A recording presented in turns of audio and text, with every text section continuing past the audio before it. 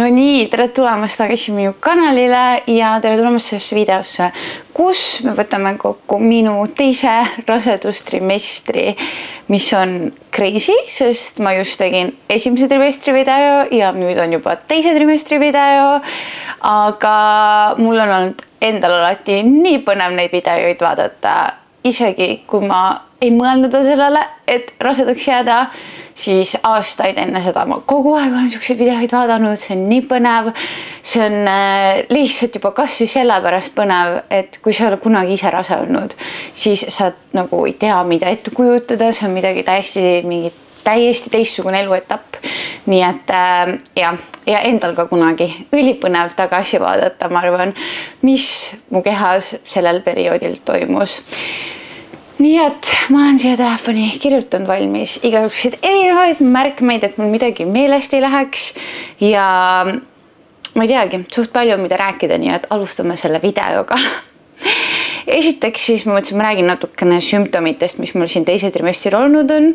Kui sa oled mu eelmiseid videoid vaadanud, siis kindlasti paljud asjad tulevad sulle siit tuttavad ette, mis ma olen juba ka eelmistes videotes rääkinud, aga paljud asjad kindlasti on ka täitsa uued asjad, mida ma ei ole kuskil rääkinud, nii et ma arvan, et igal juhul on põnev vaadata. Esiteks siis teine trimester, loomulikult, see on ju ka loogiline, on mul kõht räigelt kasvanud, ma arvan, ma panen siia juurde pildi, milline mul oli esimese trimestri lõpus või teise trimestri alguses ja nüüd siis teise trimestri lõpus kõht, et see on jõhker, mis kasvud on teinud. Ma ei ütleks, et ta on nagu justkui üleöö tulnud, et ma tean, et suht paljud nagu kirjeldavad seda, et siuke tunne nagu ärkad üles üks hommik ja siis järsku on kõht ees.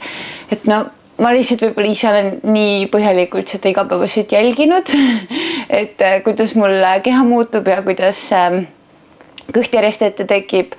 Et see nagu nii järsku nagu ei tulnudki, et ikkagi päev-päevalt, aga võib-olla järsku jõudis siuke aimdus, et issand jumal, nagu see, mida ma arvasin teise trimestri algul, et oi, mul on nüüd nii suur kõht. See ei olnud suur, kui ma nüüd vaatan praegust olukorda.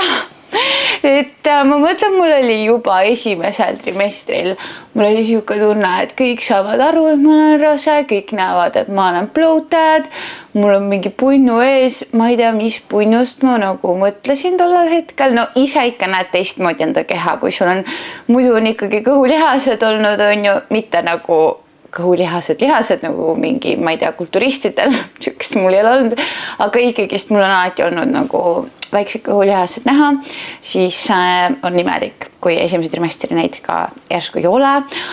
Aga ma ütlen ausalt, kui sa oled ka esimese trimestril ja sa mõtled, et kõik raudsed saavad aru, et sa oled rase, siis no tegelikult ei saa, päriselt, no tegelikult ei saa, see on lihtsalt see ettekujutus su enda peas. Aga ühesõnaga, kõht on räigelt suuremaks kasvanud ja kõhuga seoses siis ka see, et kui ma magan, siis ja ma külge tahan keerata, siis ma iga kord ärkan ülesse külje keeramiseks, lihtsalt sellepärast, et ma kuidagi tunnen, et ma pean seda kõhtu nagu kaasa vedama ja siis ma pean ka seda patti liigutama, et mul on täitsa tavaline diivanipadi lihtsalt kõhu all põhimõtteliselt ja siis ma kogu aeg nagu tõstan seda patti kõigepealt, siis ma tõstan oma kõhu sinna peale ja siis ma kuidagi sätin seda ja tihtipeale niimoodi sättides hakkab laps ka põksima, et ma ei tea, kuidagi nii naljaks, ma ei tea, kas ta nagu tajub seda, et see padi on siin all nagu teistpoodi kuidagi toetamas, aga ta alati nagu täpselt selle padja vastu hakkab põksima, mis on hästi nunnu, aga väga veider.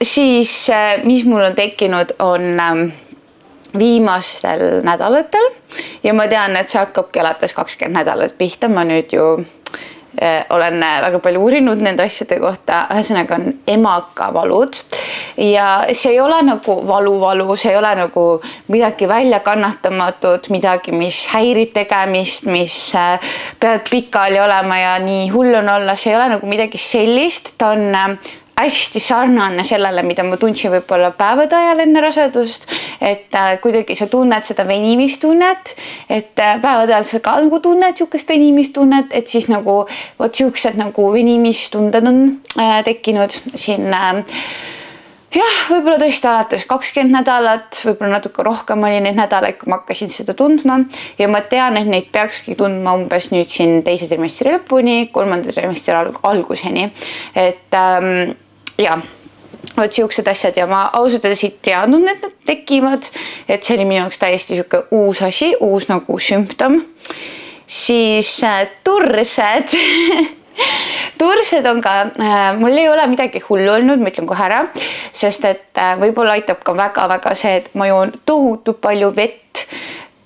Okei, no mis nüüd nii tohutult, ma ei tea, võiks ma niimoodi liialdan, aga no 2 liitrit päevas mul minimaalne, täiesti minimaalne 2 liitrit, mul ongi see 2-liitrine potska kaasas, vahepeal isegi 4 liitrit, oleneb päevast, kui ma tõesti olen väga liikuv, siis 4 liitrit ja ma arvan, et see aitab mul väga ära hoida neid turseid, aga ma ütlen ausalt, et ikkagist, kuna Hispaanias on ka päris palav meil nüüdseks ja juba paar kuud tagasi tundsin, et palav on, siis eriti kui ma näiteks õues on soe, ma olen just natuke liikunud, ei pea isegi olema palju liikunud ja ma istun autosse maha, läheb siuke pool tundi mööda, sõidame võib-olla natuke pikemalt ja siis ma tunnen mine metsa, lihtsalt jalad lähevad paista nagu selle liikumise soojuse tagajärjel istudes lähevad jalad paista.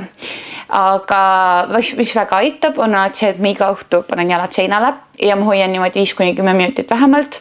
Ja või siis, kui ma tunnengi päevas sellele, et jalad läheb paista, kohe jälle jalad seinale, palju vedelikku, proovin vähem soola tarbida ja kõike seda, mis need soovitatakse. Aga jah, need on nagu tekkinud, et see on päris ebamugav, ausalt öeldes see tursevärk, aga ma ütlen ausalt, et mul tegelikult ka juba enne rasedust lennusõitu ajal tekkisid päris kergesti tursed jalgadesse, et ma nagu või ka suvel nagu käed, näpud lähevad paista, see mul praegu ka, et näpud lähevad paistasse sooja ilmaga.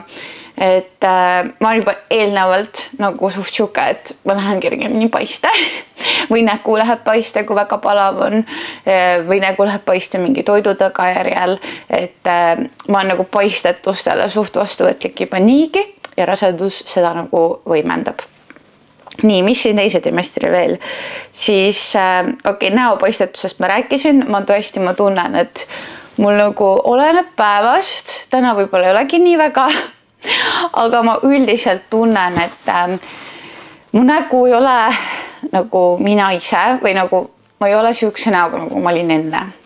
Ja ma lihtsalt tunnengi, et mul nagu pused on nagu veid suuremaks läinud, vaata, et ülejäänud keha ka üleüldiselt, eks ju, nagu ikka paisub, normaalne.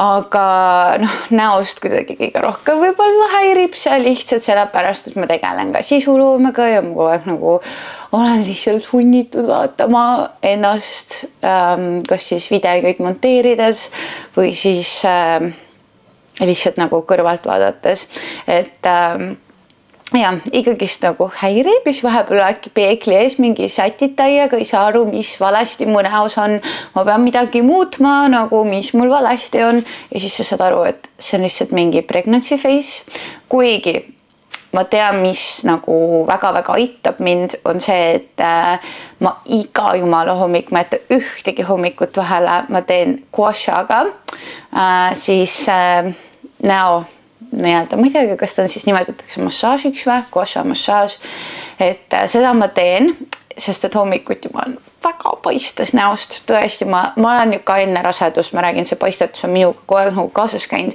et ka enne rasedust ma olin kogu aeg hommikuti paistes näost, raseduse ajal ma arvan natukene rohkem veel ja siis ma nagu teengi kogu aeg selle gua shaga ja see ikkagi aitab mind, et kui mul siin 2 hommikut mul vist jäi vahele, sellepärast et mu eelmine gua sha läks katki, mu kukkus maha ja siis ma vaatasin, et ma ei tundnud ennast nagu üldse näost ära, et see gua sha ikkagi mõjutab väga-väga palju. Nii et kui sa oled rase, sul on ka probleem sellega, et sa oled näost veits paistes, ma väga soovitan proovi gua shat, see on mul väga-väga aidanud. jah, siis on kaalutõus siin trimestris. Ma täpselt ei oska teile öelda, kui palju ma olen praegu juurde võtnud, sest ma ei ole 1,5 nädalat kaalul käinud. 1,5 nädalat tagasi oli seis nii, et ma olin 6 kilo juurde võtnud.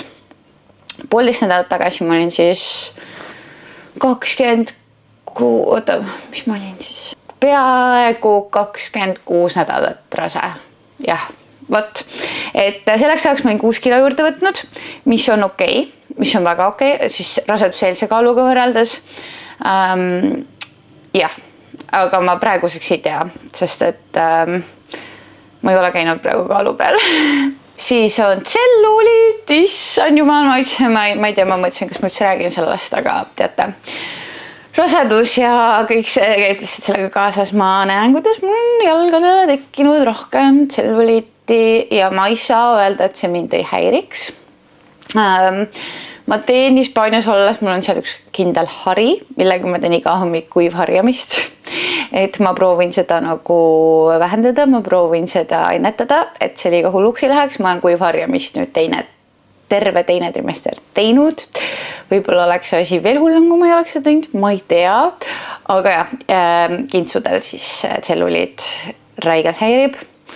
Täitsa aus olen, räigelt häirib, aga ei ole midagi parata. On nagu on. Siis viimasel nädalal ma olen märganud, et mu naba on natuke teistsugune, mul ei ole ta välja popsunud nagu paljudel, aga ta on nagu, kuna kõht venib, siis ta on nagu läinud nagu lihtsalt niimoodi nagu suuremaks. Beebiliigutused, issand jah, no teise trimestri ma hakkasingi beebiliigutusi tundma, eks ju. 16 nädalat hakkasin siis nagu vaikselt mingi nagu gaasilaadseid nagu tundeid tundma, aga ma sain aru, et need ei ole päris gaasid, et need on ikkagi liigutused ja iga nädalaga järjest tugevamaks on need läinud. Ja nüüdseks ongi siis need niimoodi, et ma tunnen isegi rohkem, kui alguses sa tunned nagu lööke rohkem mitu nädalat, siis nüüdseks ma tunnen rohkem nagu seda, kuidas ta keerab ennast või kuidas ta liigutab ennast. Et neid lööke nagu tunnen vähem, kuigi neid on ka, aga rohkem nagu liigutused ja ma mõtlesin, kas see on nagu normaalne ja siis ma nägin mingit videot, kus üks tüdruk rääkis, et ole valmis 3. trimestril nagu sa lööke väga ei tunne, et sa tunned liigutusi lihtsalt nagu pöördeid ja nii. Ja siis ma olin, jumal tänatud, et keegi seda välja toob, ma ei olnud seda ka enne kuulnud, et nii on. Ka beebiliigutustega on niimoodi, et ma juba umbes tean nagu, mis hetkedel ta liigutab. Peale söömist ta suht alati liigutab, eriti kui midagi magusat söön, näiteks mango on see, mis paneb teda täiega liikuma, teeb täiega aktiivseks ja õhtuti kindlasti liigutab enne magama jäämist, et kuidagi nagu see mingi rütm on nagu paika saanud, et ma umbes juba tajun ära, millal ta nagu liigutab ja nii on. Siis nahk on mul endiselt räigelt kuiv. Mul kõik sõrmevahed on nagu, ma võin kreemitada näiteks kõik kui palju. Mul on nii kuiv, mul tegelikult üleüldiselt on kuiv nahk, aga raseduse ajal on nagu mingi 2 korda hullem. Jalad on väga kuivad, no ühesõnaga kõik on kuiv. See pidi ka olema üks sümptomeid, et tuleb poisslaps ja meil ju tulebki poisslaps. Nii et jah, see kuivus on nagu alates raseduse algusest väga tugevalt kaasas käinud. Siis gaasid, õhtuks tekivad suht tugevad gaasid, et see on ka jälle mingi rütm on tekkinud, et ükskõik, mis ma ka ei sööks, ikkagi siuksed mingid nagu gaasid tekivad ja õhtuks muutub ka seedimine palju aeglasemaks ja tänu sellele, kui ma näiteks õhtuti lähen jalutama, siis väga kiiresti jalutada ei saa. Ma olen üsnagi kiire jalutaja muidu. Kui ma päeval lähen jalutama, hommikul lähen jalutama, ma kõnnin ikkagi kiiresti. Aga õhtul ma olen nagu tigu ja see on veider, sest ma ütlen, ma ei ole kunagi mingi aeglane jalutaja olnud, aga lihtsalt kõht läheb nii punni õhtuks, sest lihtsalt tõesti see seedimine aeglustub tohutult ja ma siin proovisin paar päeva tagasi esimest korda bandaaži endale selga, mis mul sõbranna andis mulle ja see oli õhtul nii mõnus asi, mida kanda, lihtsalt hästi mõnus asi. Ma ei pannud seda küll päris õigesti peale, ma tean, aga nagu ta lihtsalt toetas ja ta oli nii hea, noh. Et päeval ma ei tunne selleks veel hetkel vajadust, võib-olla paari nädala pärast juba tunnen, aga õhtul tõesti, no imeasi lihtsalt, et ma arvan, kui ma nüüd õhtut jalutama lähen, siis ma panen selle kindlasti endale peale. Siis seda ma vist juba rääkisin, et kõht saab kiiremini täis, et kuidagi emakas on nagu suuremaks läinud ja kõhus on nagu vähem ruumi ja laps on suurem. Laps peaks praeguseks olema umbes kilone, nii et ütleme siuke mõni kilo veel minna on ju. Et kuidagi kõhus on lihtsalt vähem ruumi toidule ja kõht saab kiiremini täis. Väsimus on mul nüüd viimastel nädalatel päris kõvaks läinud, et ma teen väga tihti lõunauinakuid, lihtsalt ma ei jaksa muidu. Ja ma tean ka, miks mul see järsku väsimus on tekkinud, et Hispaanias ja siin Eestis ka siis on vereproovid näidanud, et mul on rauatase on päris kõvasti langenud, ta ei ole alla normi veel, aga ta liigub sinnapoole väga tugevalt, ta on peaaegu alla normi. Nii et ma pean väga jälgima nüüd, et ma sööksin toitu, kus on palju rauda sees. Ja see on ju ka üks nagu sümptomeid, kui sul on hullult väsimus, siis sul on rauapuudus ja tihtipeale see peabki paika, nii et tundub, et ka minul. Riided, issand, riided ei mahu selga. Ma käingi ainult kas raseda riietega, mis mul on, või siis tõesti siuksed suured riided, pluusid, või siis on mingid topid, noh näiteks see top, mis mul siin all on, et see lihtsalt siuksed ümbertopid, mis nagu ei kata kõhtu ära, aga nad jäävad nagu kuskil ülesse poole lihtsalt, et kuskile poole kõhu peale mul siis ja nii lihtsalt ongi näiteks ka jope, millega ma olen kogu aeg Eestis käinud, selle ma panen eest kinni, ta veel läheb mul kinni, aga ma tunnen, et see on viimane piir juba, et kui kõht oleks natuke suurem, siis ma ei saaks enam hingata selle sees. Ja see on ka siis siin täiesti loogiline sümptom, sest kõht on ju ka täiega kasvanud. Mul vahepeal läks ka akne tegelikult hullemaks, ma ei teagi, milles see nii hullult nagu trigerdatud oli. Ka päris hulluks läks ausalt öeldes vahepeal. Ma mõtlesin, et issand, kas nüüd ongi see aeg käes, kus lähebki ikka väga lappe ära jälle. Ja kõige nagu frustreerivam on see, et sa ei saa raseduse ajal ka mingit ravi nagu sellele peale panna. Välja arvatud siis üks kindel mingi skinoren või mis iganes kreemsega ei ole, mis mulle kohe raseduse alguses nahaarst välja kirjutas. Et nagu mitte midagi muud põhimõtteliselt teha ei saa, on ju. Ja see on ka nagu asi, mis nagu viib siukest energiakindlust alla, aga õnneks mul kuidagi läks see korda jälle tagasi. Et mul ikkagi veits on veel siuke põletikus, aga ta ei ole nagu midagi hullu enam, et õnneks ta siuke paari nädalaga läks korda tagasi. Trennis on mul päris raske juba ja milleks ma üldse valmis ei olnud, oli see, et trennis nagu sa kogu aeg justkui tunned, et sa nagu taandareneksid, et kui muidu trennis olles on kogu aeg see, et areng toimub, sa teed tähega trenni, ma teen mingi 5-6 korda nädalas trenni, on ju, et kui areng peaks toimuma ja kõike seda, siis selle raseduse ajal on lihtsalt nii, et sa nagu tõstad 2-kiloseid antleid mingi 5-6 kilost tasemel, mis sa enne tegid ja siis sa tunned, et see 2 kilo on nagu täpselt sama hull nagu need 5-6 ennelid. Et nii veider.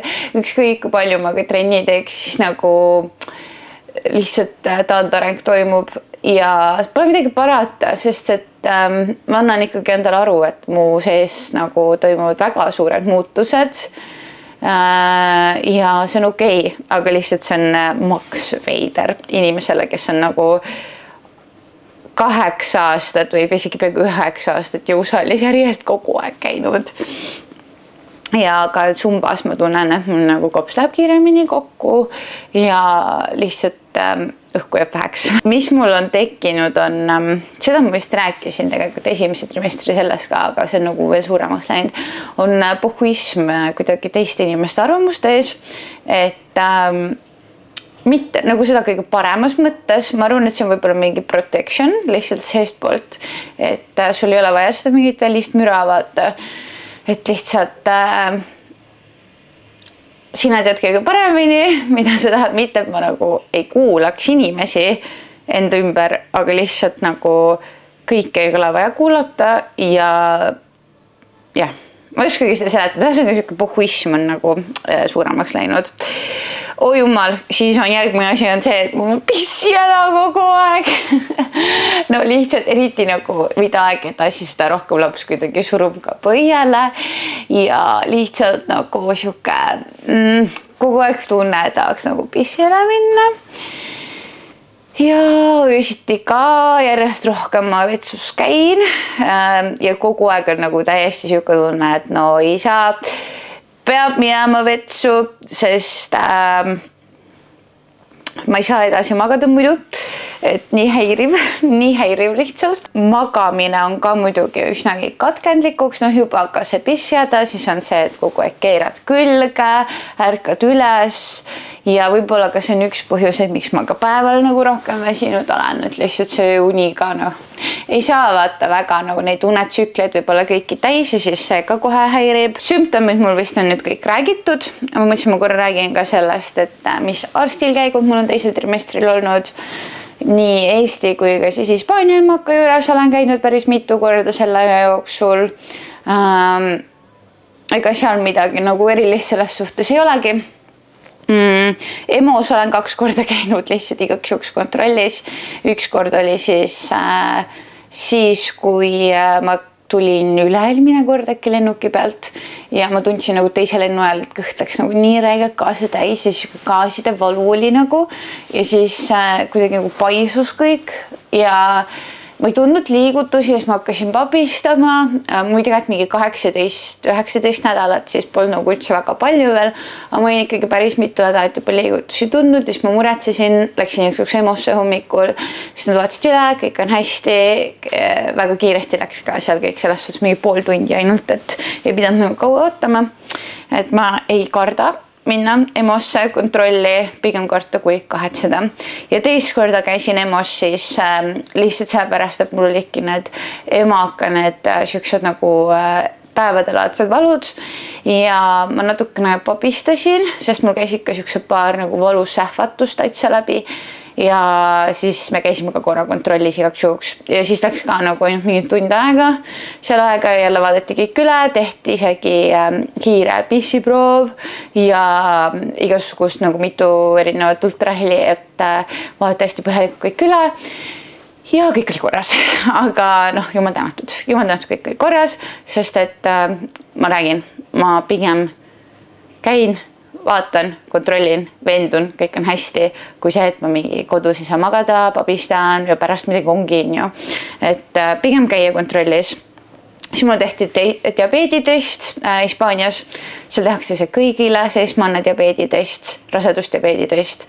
Selle ma ilusti läbisin, nii et teisele testile mind ei saadeta. Nii, mul siin kuumenes kaamera vahepeal üle, nii et ma proovin nüüd kiiresti selle video lõppu ära teha. Ühesõnaga, mis veel, siis saime teise trimestril oma soo teada, eks ju, meil tuleb poisslaps, siis lendamisega on nii, et ma olen teise trimestril nüüd 4 korda lennanud ja lendamine on väga easy, pole midagi hullu, välja arvatud tugisukkade kandmine, mis on väga ebamugav ja see mulle ei meeldi. Ja muidugi lendamise ajal ma alati jälgin, et ma jooksin ekstra palju vett, sest et tursed ja veekaotus lennusõidu ajal. Ja mis siis veel muu update selle raseduse ja teise trimestriga, et ma ütlen ausalt, mul natukene on stress selle kaaluga, kuigi ma ei ole mingi palju juurde võtnud ega midagi, aga noh, see on täitsa loomulik, ma arvan, et naistel see tekib. Ma üritan ennast rahustada, ma üritan ennast maa peale tuua, et see on kõik väga okei ja väga normaalne ja kaal peabki tõusma ja kõike seda, aga noh, ikkagi see stress on, ma olen täitsa aus teiega. Siis elulises mõttes update on see, et ma tegin teisel trimestril oma personaaltreeneri paberid ära ja praegu teen ka täiendkoolitust siis rasedusaegne ja sünnitusjärgne treening intensiivpeetes. Ja treeniga seoses on veel ka nii, et nagu mul isa eile ütles, kui ma tulin trennist, et oi, et küll sul on ikka palju energiat, et sa teed trenni ja siis ma öeldes kohale, et issand, nagu ma arvan, et see ongi reaalselt paljude jaoks jääbki mulje, et mul on tohutult palju energiat, et ma nüüd trenni teen, on ju. Aga tegelikult ei ole üldse energiat, ma ütlen ausalt, mul tõesti, ma ei viitsi üldse minna trenni, mida rasedus edasi, seda vähem ma jaksan sinna minna ja lihtsalt distsipliin on nagu see, mis mind sinna viib, et reaalselt mul ei ole energiat, ma ei jaksa, ma ei viitsi, aga pärast on jällegi hea olla. Nii et jah, järjest raskem on trenni ennast sundida ja ka toiduga nii, et Eestis olles ma pean endale kogu aeg meelde tuletama, et ma piiri peaksin. Sest et Eestis mul kogu aeg tunne, et ma tahaksin nii väga nagu kõike seda süüa, mida mul seal Hispaanias ei ole, siis mul on nagu nii vähe aega siin, et seda süüa ja siis ma nagu tahan täiega nautida seda kõike, aga ma pean piiri pidama, et mõistlikkuse piires kõik on ju. Ja mis ma tähele olen pannud, ma eile tegin TikTok'i ka sellest, et nagu raseda naisega on täitsa võõrad inimesed on nagu nii toredad, et ma ei räägi üldse Hispaaniast ainult, vaid Eestist täitsa praegu. Ma olengi hetkel ka Eestis, siin nädal aega juba olnud. Ja no tõesti nagu kõht on nüüd ees, et inimesed saavad aru, et sa oled rase ja hästi tore lihtsalt nagu võõrad inimesed mingi naeratavad, vaatavad kõhtu, naeratavad, mingi, ma ei tea, näiteks käisin turul, siis seal ostsin ühe mutikese käest herneid ja maasikaid ja siis tõi mingi, et ma näen, et sul on keegi seal tulemas, ma annan sulle ühe kurgiga tee peale kaasa, nagu selle hapendatud kurgi. Ja siis ma olen nii armas lihtsalt, et nagu nii tore, inimesed kuidagi märkavad ja ongi nagu, ma ei tea, nii teistmoodi lihtsalt, et ma tunnen väga-väga huituna nii lähedaste kui ka võõraste poolt rasedana ja seda on väga-väga tore näha, et inimesed nagu märkavad, tähele hoiavad ja väga armas, ma ei oleks seda nagu üldse oodanud. Ja beebi asjadega siis, mis meil olemas on tegelikult, võib-olla lihtsam on öelda, mida meil olemas ei ole. Ma saan kohe oma sõbrannalt rinnapumba ka, nii et see ka üks suur asi, mis on kohe olemas jälle. Ja siis, mida olemas ei ole, on beebivoodi põhimõtteliselt. Vankrikomplekt on meil ka tegelikult tulemas, otseselt veel olemas ei ole, samamoodi ka siis turvatool. Ja ega meil tegelikult muud vist põhimõtteliselt, aga ei olegi beebipürn, jah, on see, seda ma tahan ka ja selle mul vanemad ütlesid, nad kingivad meile, nii et siis põhimõtteliselt justkui nagu on olemas, aga nagu see on nagu tulemas, seda ei ole veel otsest olemas, aga see on tulemas, et kõik muu on tegelikult meil olemas ja siis ma käisin pildistamas rasedusega, ma väga soovitan, minge pildistage oma kõhud üles, naised, käige enne fotograaf või seal meikari juures ja reaalselt ma olen nii rahul nende piltidega, nii äge mälestus ja ma tahaks väga minna ka koos Kasperiga pildistama, aga vaatame, kas me seal Hispaanias leiame kellegi, kes meid pildistaks, aga üldiselt jah, hästi tore. Nii tore on neid pilte vaadata ja kui palju me ikka elus rasedad oleme, on ju, et siukseid pilte teha. Ja kokkuvõttes ma lihtsalt tunnen nagu nii suur tänutunnet, ma täiega naudin seda rasedust, hoolimata kõikidest sümptomitest, kõikidest muutustest kehas, mis on täiesti ootamatud, iga päev on nagu uus keha, aga see kõik on imeline, sest et teine inimene on mu sees kasvamas ja see on kõik väga äge teekond. Et täiesti uskumatu, mida meie kehad ikka suudavad teha ja jah, ma räägin, ma olen lihtsalt väga elevil, mis veel ees on ootamas, aga samas ma ütlen ausalt, natukene on hirm ka, aga see on ka kõik väga loomulik. Aga mul hakkab see kaamera jälle üle kuumenema, nii et teeme kiiresti video lõppu ära. Mulle loodan, et sulle see video meeldis. Kui meeldis, siis viska like, subscribe mu kanalit, follow mind Instas ja näeme jälle järgmises videos. Tšau!